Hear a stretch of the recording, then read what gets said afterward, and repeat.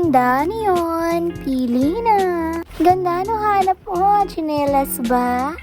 Ganda ito, mura lang. Good morning mga Mars! Ito'y practice nga lang dahil pupunta tayo ngayon sa palengke ng San Miguel, Bulacan. Yung araw nga mga Mars ay nag-aya yung nanay kong mamalengke. Sabi nga niya sa akin, wala na nga daw laman ng aming rep. Bumili nga lang kami dyan ng paa at ulo na may kasamang leeg na tigo 100 pesos lang ang kilo. Pag talaga sa palengke ka bumili ay mura. Pero asahan mo yung pawis mo isang timba na. Bumili nga lang din kami dito ng frozen para may pang-ulam ng kapatid ko tuwing umaga. Tuwing umaga nga hindi na tayo mahihirapan magluto, magpiprito na lang tayo ng ulam niya.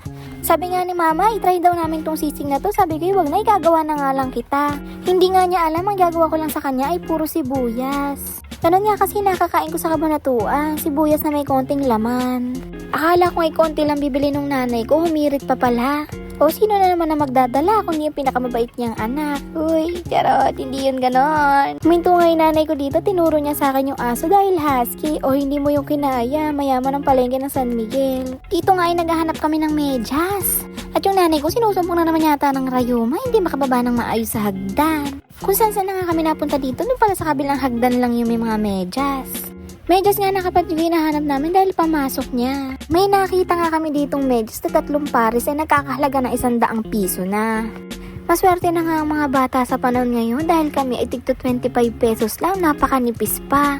Kaya ikaw na nanonood na bata ka, magpasalamat ka dahil nilaraos ka ng iyong mga magulang. Mahalin mo nga yung mga magulang mo na sobra-sobra. O nanood ka lang, napangaralan ka pa. Uy, charot, hindi ka nun yun. Akala ko nga ay uwi na kami ng nanay ko. Hindi pa pala, huminto kami dito. Naghahanap pala siya ng toyo na malaki. Siyempre, ito naman yung anak niyang mabait na iniintay siya. Buhat bangko na naman tayo for today's video mga Mars. Uy, charot, hindi yun ganon. Dito nga ay nagreklamo na ako ng konti dahil napakainit. Yung tindera ay napakatagal magbenta. Akala ko ay makukurta ko ng nanay ko sa singin dahil napakareklamo ko ngayong araw na ito.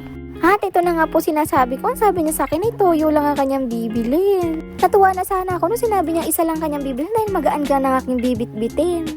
Sabi nga ng nanay ko, hindi na siya bibili para mura at hindi na kami mahasal sa oras na pahinto-hinto.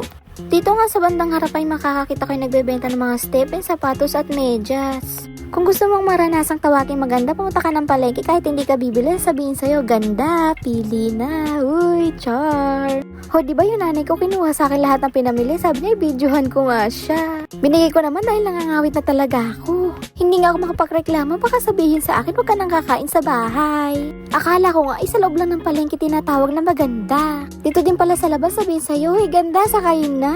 Kung gusto mo talagang maranasang tawagin maganda, kahit wala kang pupuntahan, talaga man sasakay ka. Dito nga iniisip ko paano kami tatawid. Buti na lang pagtawid namin merong hihinto. Akala ko nga'y mababangga na kami.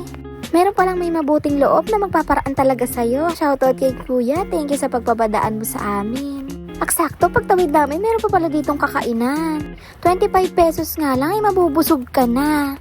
Nakatipid ka na, ididighay ka pa talaga. Kung may nakita kang lumilipad, isa lang yan, wag kang maarte, sumusubo ka nga. Uy, char! At meron nga din pahalo-halo si tatay na tigta 25 pesos lang din. Meron din kwek-kwek, tokwa. Hinto nyo na lang kung gusto nyo malaman kung magkano. At bumili nga kami ng isang spaghetti na napaka-creamy. Akala ko nga hindi ito masarap. Kung gusto mong makakain ng mala Jollibee na mura, punta ka na kay tatay. Bumili nga din kami kay tatay na isang pansit na napakadaming gulay. Napakamura na nga, talaga namang mabubusog ka, soft drinks na lang ang kulang. At nakita nga nung nanay ko tong binibila namin ng cake na ito. Honest review lang, pag napasok ka dito, talaga namang napaka-welcome ka. May konti nga tayo ditong palatastas dahil namali yung nanay ko ng bukas. Full yung nakasulat! Talaga namang pagpasok mo pa lang dito ay sasalubungin ka na ng mga staff nila. Marami ka nga ditong pagpipilian na pasalubong, cake, tsaka tinapay. Yung mga cake nga dito, isubok na namin kaya sinasabi ko sa inyo talaga namang masarap. Yung mga tinapay nga nila dito, pag binuksan mo, napakabango, talaga namang mananakam ka. Kung gusto mo nga tikman yung mga cake dito, siguraduhin mong maaga ka dahil mabilis tong maubos. Kung ikaw na may papasalubungan ng mga bata, ay meron din dito mga donut. Ensaymada para sa mga lola.